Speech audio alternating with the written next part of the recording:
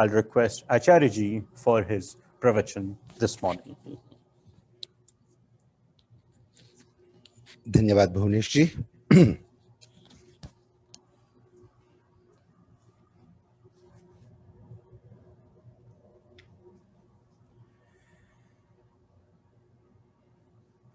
सभी लोग मिलकर एक बार पूरी श्रद्धा से पवित्र ओंकार का उच्चारण करेंगे।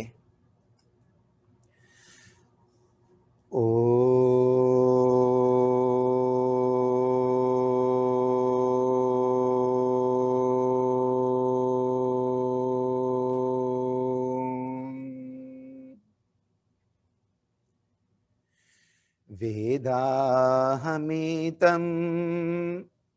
पुरुषं महान्तं आदित्यवर्णं तमसः परस्तात् तमेव विदित्वा अतिमृत्युमेति नान्यः पन्था विद्यते यनाय नान्यः पन्था विद्यते यनाय। ओम शांति शांति शांति।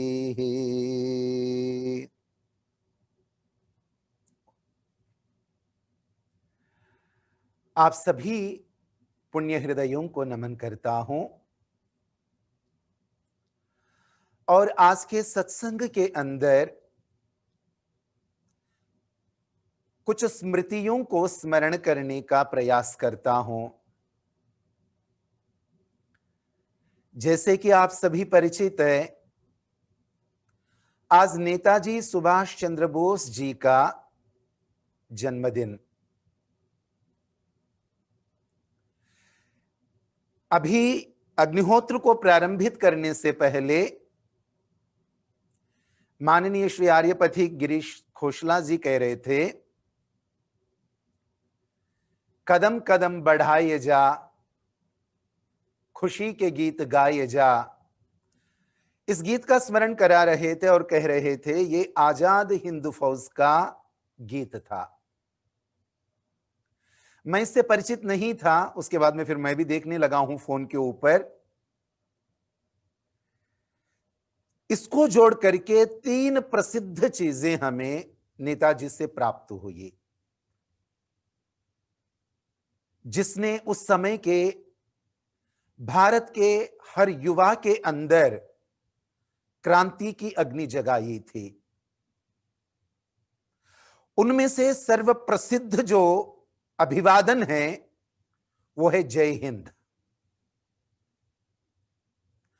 आज भी भारतीय सेना के अंदर, पुलिस विभाग के अंदर जय हिंद एक अत्यंत प्रसिद्ध अभिवादन है और शौर्य, देशभक्ति का प्रतीक है। किस प्रकार भारत के क्रांतिकारियों ने भारत माता की स्वतंत्रता के लिए महर्षि दयानंद सरस्वती जी ने जो ज्योति जलाई थी उसको आगे बढ़ाया। नेताजी सुभाष चंद्र बोस ने जो जय हिंद का नारा दिया था वो आगे चल करके वंदे मातरम से पूर्व जय हिंद का नारा अत्यंत प्रसिद्ध रहा।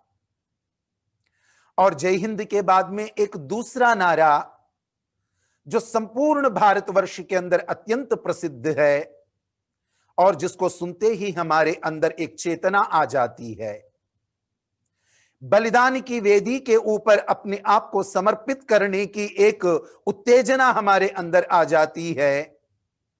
वो ऐसे क्रांतिकारी के सिवा कौन भीरू और कायर कह सकता है कि तुम मुझे खून दो, मैं तुम्हें आजादी दूंगा।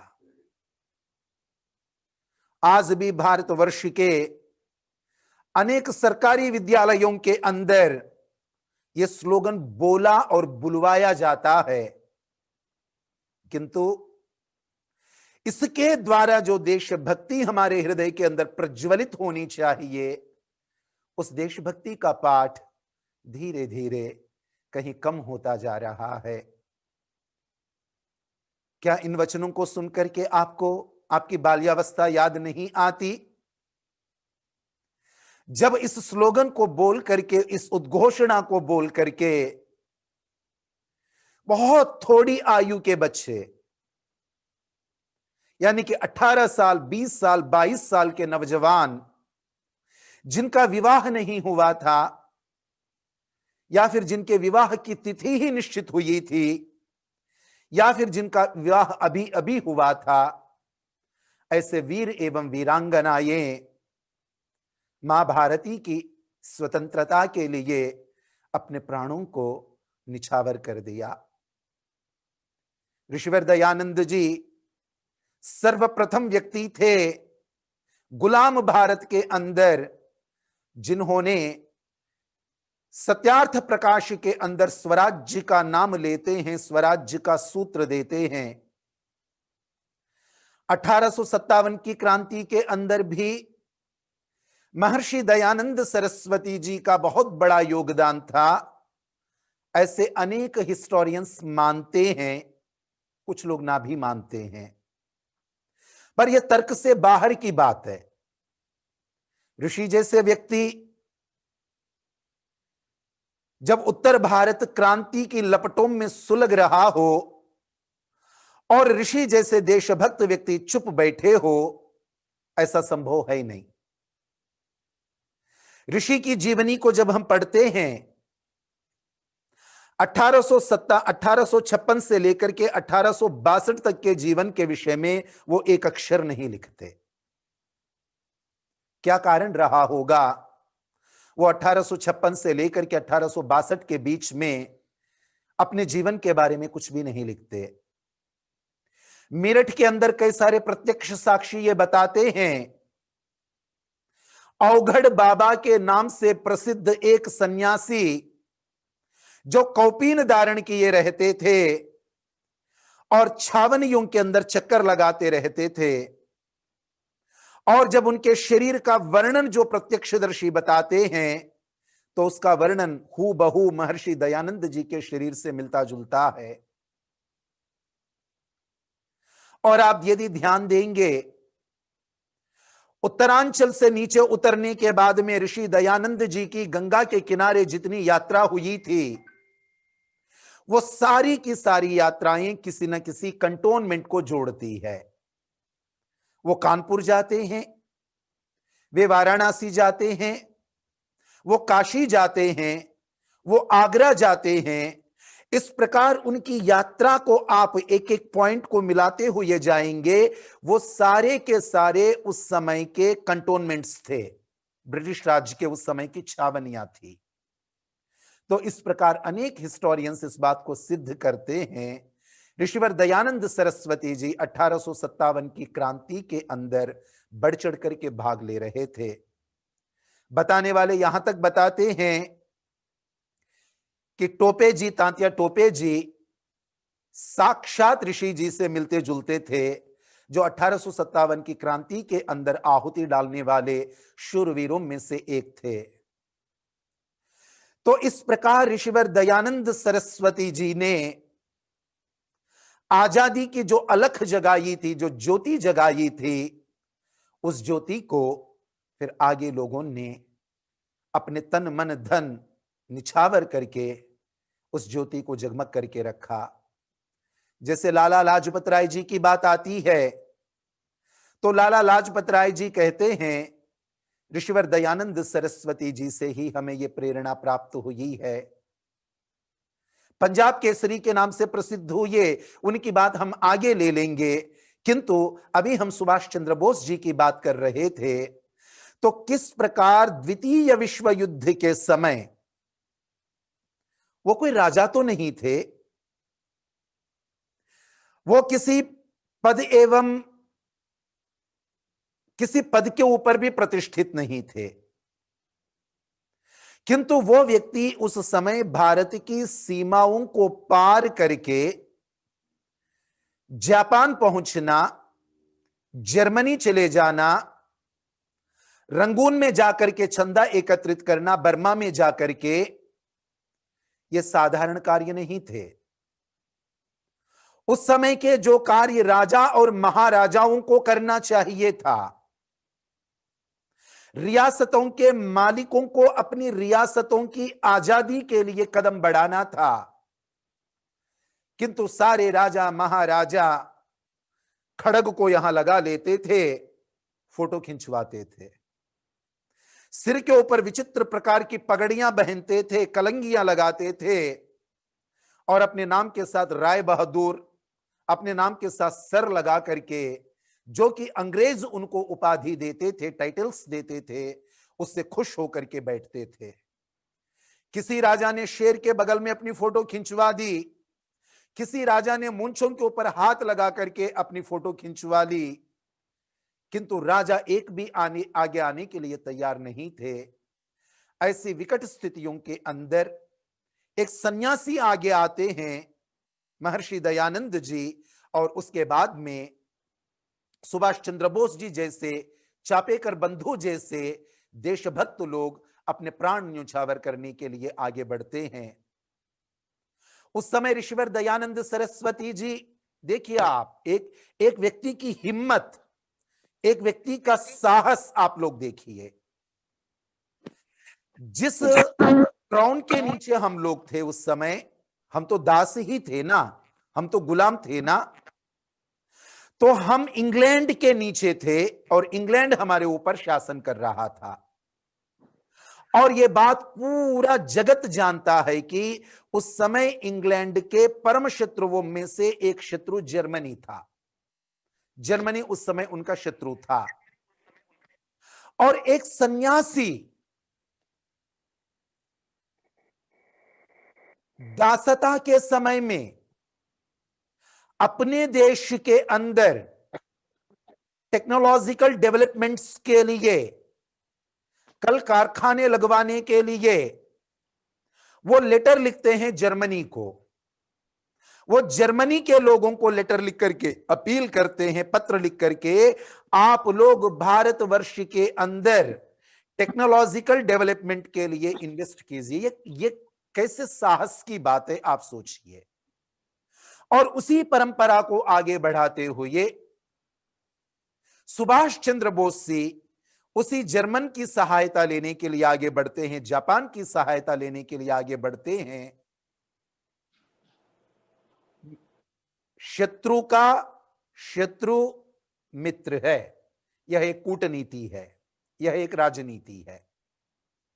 भारतवर्ष के राजाओं के अंदर क्रांति के बिगुल बजाने की जब शक्ति नहीं रही, तब भारतवर्ष के बाहर जाकर के राजकीय सत्ता को एकत्रित करने का प्रयास ऋषिवर ने भी की और सुभाष चंद्र बोस ने भी की। क्या ओज रहा होगा उस नेता के अंदर, क्या प्रचंड अग्नि रही होगी उनके हृदय के अंदर, जिनके एक आवाहन पर माताएं अपनी संतान के बाद में सर्वाधिक जिन आभूषणों से प्यार करती थी, उन आभूषणों को, जैसे केले के छिलके को हम डाल देते हैं कहीं पर, वैसे सुभाष चंद्र बोस की झोली के अंदर वो अपने आभूषणों को समर्पित करती थी। भारतवर्ष की माताओं ने तो सहयोग दिया ही था, किंतु भारतवर्ष के बाहर जाकर के भी उन्होंने माताओं का एवं अन्य सज्जनों का सहयोग प्राप्त किया। कितने दूरगामी एवं दूरदृष्टा थे। जिस समय स्त्रियां अपने चौखट को पार करके बाहर नहीं निकलती थी, और आज तक भी अमेरिका में अब जाकर के उपराष्ट्रपति पद मिला है ना एक नारी को, राष्ट्रपति पद तो सर्वोच्च पद तो अब भी अमेरिका के अंदर मिल नहीं पाया। उस समय एक महिला को कैप्टन का पदवी दे देना, कप्तान बना देना फौज का, यह क्या मामूली क्रांति थी? यह क्या मामूली व्यक्ति, एक साधारण व्यक्ति की बात थी? फिर मैं कहना चाहता हूं, जिस समय स्त्रियों को पढ़ने एवं पढ़ाने का कोई अधिकार नहीं था, उस समय महर्षि दयानंद जी पंडिता रामाबाई जी को तैयार कर रहे थे। तुम स्त्रियों के उद्धार के लिए, स्त्रियों की शिक्षा के लिए तुम काम करोगे, वो उस रूप में कार्य नहीं कर पाई है, वो एक अलग बात थी। तो ठीक वैसे ही क्रांत दृष्टा बन करके सुभाष चंद्र बोस जी भी अपनी फौज के अंदर एक स्त्री को कैप्टन बनाते थे और ये हीन भावना आने नहीं देते थे फौज के अंदर। क्या हम एक औरत के नीचे काम करेंगे? क्या हम एक औरत की हुकूमत को मानेंगे? ये हीन भावना ना आने देते हुए स्त्री और पुरुष के बीच के भेद को मिटाने की बात करने वाले भी उस जमाने में नेताजी सुभाष चंद्र बोस जी के अलावा कौन थे? आप सोचिएगा। तो ये जो हमारी धरोहर है, माफ कीजिएगा, साबरमती संत के प्रति हृदय में निश्चित रूप से श्रद्धा है। उनका त्याग, उनकी सादगी, प्रकृति के प्रति उनका प्रेम, उनकी सत्यनिष्ठा, उनकी तपस्या, इसके लिए तो सदा चरण वंदना है। किंतु दे दी हमें आजादी बिना खड़ग बिना डाल, साबरमती का संत तूने कर दिया कमाल। तो चंद्रशेखर आजाद जी ने फिर क्या किया था? फिर लाला लाजपत राय जी ने क्या किया था? फिर खुदीराम बोस जी ने क्या किया था? फिर वीर सावरकर ने क्या किया था? फिर श्रद्धानंद जी ने क्या किया था? फिर बिस्मिल जी ने क्या किया था? फिर अशफाक जी ने क्या किया था? फिर लाहड़ी जी ने क्या किया था? इन लोगों ने क्या किया? फिर साबरमती के संत ने बिना खड़ग बिना ढाल की ही आजादी दिला दी। तो इन सब लोगों ने क्या किया था? आजादी की वेदी को बलिदानियों ने अपने रक्त से सींचा। पौराणिक कहानियों के अंदर कहानी आती है, दधीची नामक ऋषि ने अपने हड्डियों को अस्त्र बना करके इंद्र को दिया था, ऐसा बताया जाता है। वो तो किंवदंती है, किंतु इन युवाओं ने अपनी हड्डियों को आजादी की वेदी के ऊपर प्लेटफॉर्म बना करके, फाउंडेशन बना करके बिछाया। यदि उस समय द्वितीय विश्व युद्ध की स्थितियां इंग्लैंड के अनुकूल में होती और इंग्लैंड यदि आराम से अपना जीवन चला रहा होता, तो किसी संत महंत से आजादी नहीं आने वाली थी, न बिना खड़क के न बिना ढाल की आजादी आने वाली थी। वो तो इंटरनेशनल परिस्थितियां कुछ ऐसी बनी हुई थी, तो आजादी मिल गई। बस एक छोटी सी चुटकुली की सी बात आप लोगों को बताता हूं। जब मैं 10वीं कक्षा में था, शरीर ऐसा तो नहीं था, हल्का फुल्का ही था, किंतु मेरे सभी मित्रों में से एक मित्र था जनार्दन। हम कहते थे कि तेज हवा चलेगी तो तू उड़ेगा, पतंग को जैसे डोरी से बांधते तुझे चैन से बांध के रखेंगे, हम ये बोलते थे। इतना पतला होता था। और उस समय एक गाड़ी यानी कि टू व्हीलर होती थी, मोटरसाइकिल होती थी, एसडी कह करके कोई मोटरसाइकिल होती थी। बुलेट के बाद में, रॉयल एनफील्ड के बाद में सबसे तगड़ी मानी जाती थी। हम बच्चों को पता नहीं कैसे एक बार उसकी चाबी लग गई, मिल गई हमारे हाथ में, और हम सब ने कोशिश की उसे किक रॉड के ऊपर किक मार करके उसको स्टार्ट करने की। छोटे छोटे बच्चे, और हम कितनी ताकत लगाए तो वो स्टार्ट ही नहीं होती थी। जब मैंने, अन्य लोगों ने, सब बच्चों ने ट्राई की, नहीं हुआ तो जनार्दन ने कहा तुम सब हटो, मैं करता हूं। हम सब की हंसी छूट गई। अरे जनार्दन तू करेगा, हमसे जो हो नहीं पाया, तू कमजोर, तू करेगा। कहते ट्राई तो कर लेने दो। और उसने जैसे ही किक मारी, गाड़ी स्टार्ट हो गई। उस समय तो कहानी हमें समझ में नहीं आई, पर अब थोड़ी सी बुद्धि बढ़ने के बाद में अब हमें समझ में आती है। बाकी 10 बच्चों ने उसको इतना किक मारा, इतना किक मारा, इतना किक मारा, अब तो बस उसे छूने की देरी थी, वो इग्नाइट होकर के स्टार्ट होने वाली थी। और वो जीत की पगड़ी जनार्दन के सिर पे लग गई। किक उसने मारी आखिरी, तो उस समय यदि बिल्ली भी गिर जाती उसकी क्रॉड के ऊपर से बिल्ली भी गिर जाती तो वो गाड़ी स्टार्ट होने वाली थी, ऐसी स्थिति थी। तो इस प्रकार से ही भारत की आजादी भी कहानी है। लोगों ने अपनी बोटी बोटी समर्पित कर दी, कोड़े खाए, बंदा वैरागी जी जैसे लोगों ने विधर्मियों के साथ लोहा लेते रहे, किंतु सेहरा किसी संत के नाम पर लग गया है। तो मैं उनके त्याग और तपस्या को तो नमन करता ही हूं, किंतु आजादी एक व्यक्ति की कृपा से नहीं आई, और वो कोई दामाद नहीं थे थाली में सजा करके किसी ने उनको, मैं अपने ससुराल में जाता हूं तो थाली सजा करके खिलाते हैं मुझे, तो वो कोई दामाद नहीं थे थाली में सजा करके ब्रिटिश पार्लियामेंट ने हुकूमत उनको सौंप दी हो। तो सब लोगों ने अपना अपना भाग निभाया, जिनमें से अग्रणी थे, जिनमें से श्रेष्ठ थे, जिनमें वरेण्य थे नेताजी सुभाष चंद्र बोस जी।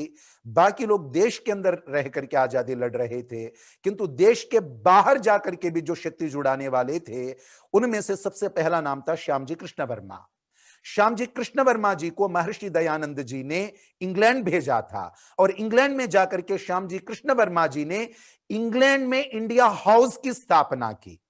इंडिया के अंदर इंग्लैंड की हुकूमत, और इंग्लैंड की धरती के ऊपर इंडिया हाउस खड़ा है, और उसी इंडिया हाउस से मैडम बीकाजी कामा निकलती है, उसी इंडिया हाउस से लाला हरदयाल जी निकलते हैं, उसी इंडिया हाउस से वीर सावरकर जी को प्रेरणा मिलती है। तो इस प्रकार आजादी की लड़ाई बाहर रह करके भी लड़ी जा रही थी, वहां पर भी माहौल बनाया जा रहा था, वहां के पार्लियामेंट के अंदर भी आवाजें उठ रही थी, भारत के ऊपर किस प्रकार से शोषण हो रहा था।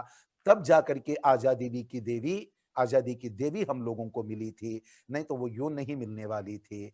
तो ऐसे ऐसे सभी महापुरुषों को हम लोग स्मरण करें, उनके चरणों में शत शत नमन हम लोग करें, और हमारी भावी पीढ़ियों को उनके रक्त रंजित कहानी को हम लोग सुनाएं, तो हमारी आजादी की कीमत हम समझ पाएंगे। फ्री में मिलने वाली किसी चीज की कोई कीमत नहीं होती। यदि आजादी हमें यूं ही मिल गई, ये कहानी हम दुनिया को सुनाते रहेंगे, तो फिर उसकी कोई मूल्य, उसकी कोई कीमत भी नहीं होगी। इसलिए अपनी अगली पीढ़ियों को इन सभी महापुरुष, इन सभी देशभक्तों की कहानी अवश्य अवश्य सुनाया कीजिएगा। बस धन्यवाद। भावनाओं में कोई कठोर वाणी निकली हो तो मैं क्षमा चाहता हूं, और आप सभी को नेताजी के जन्म जयंती की बहुत बहुत बधाई देता हूं। ओम।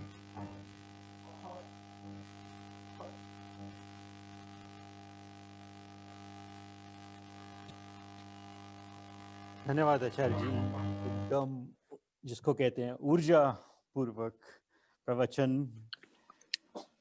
एक रेफरेंस पॉइंट मैं भी ऐड कर दूं, 2014 में मैं अंतर्राष्ट्रीय आर्य महासम्मेलन में गया, तो पहला जो सत्र था वो सिंगापुर में था।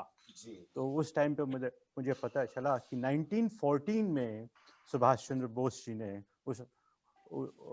उनके सहयोग से आर्य समाज की स्थापना करी सिंगापुर में। क्या बात है। और उन 6 वर्ष बाद 1920 में जब वो थाईलैंड गए, तब आर्य समाज बैंकॉक में वो रहे 15-20 दिन। तो वहाँ उनका एक स्मारक स्मृति बनी हुई है। तो जो भी हो, जब भी कोई वहाँ जाए तो आर्य समाज सिंगापुर और बैंकॉक जरूर जाएं। चलिए जी, without further delay, I think we are out of time, तो I will ask Acharya ji for Shanti Path. Acharya जी, हाँ जी, ये श्यामा जी कृष्ण को किसने इंग्लैंड भेजा था? महर्षि दयानंद जी ने। वो महर्षि दयानंद जी के शिष्य थे, और महर्षि दयानंद जी ने ही उनको एक रियासत के राजा से स्कॉलरशिप दिलवाई थी इंग्लैंड जाने के लिए। पहले उन्होंने इंग्लैंड जाकर के पढ़ाई की, इंग्लैंड जाकर के पढ़ाई करने के बाद में वहां पर उन्होंने इंग्लैंड में ही इंडिया हाउस की स्थापना की, जहां से क्रांतिकारी गतिविधियां चलती थी। अच्छा जी, धन्यवाद आचार्य जी, नमस्ते। नमस्ते जी। और लाला हरदयाल जी ने वहीं पर जाकर के शरण ली थी, और वहीं पर जाकर के उन्होंने जो क्रांतिकारी एक्टिविटीज करनी थी वहां से की थी। और वीर सावरकर जी भी वहीं की उपज थे, श्यामजी कृष्ण वर्मा जी से बहुत ही प्रेरित थे। ऐसे बहुत सारे लोग श्यामजी कृष्ण वर्मा जी के द्वारा प्रेरित होकर के, और श्यामजी कृष्ण वर्मा साक्षात महर्षि दयानंद जी के द्वारा तैयार किए गए उनके शिष्य थे, एकमात्र शिष्य जिनको हम कह सकते हैं। जी, धन्यवाद। अब शांति पाठ। सारी ओम द्यौः शांति शांति पृथिवी शांतिराप शांतिरोषधय शांति वनस्पतयः शांतिर्विश्वे देवाः शांतिः ब्रह्म शांतिः सर्वं शांतिः शांतिरेव शांतिः सामा शांतिरेधि ओम शांतिः शांतिः शांतिः